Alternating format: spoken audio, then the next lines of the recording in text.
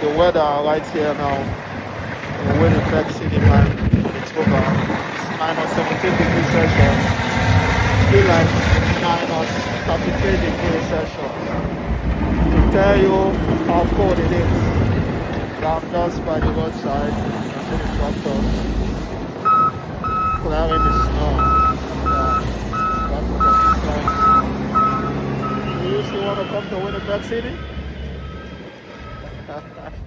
You can do it.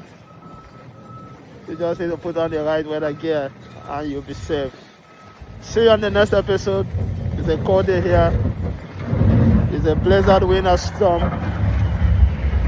here in Winnipeg City, Manitoba. Some buses are still moving in certain roads. Schools are closed. Major workplaces are closed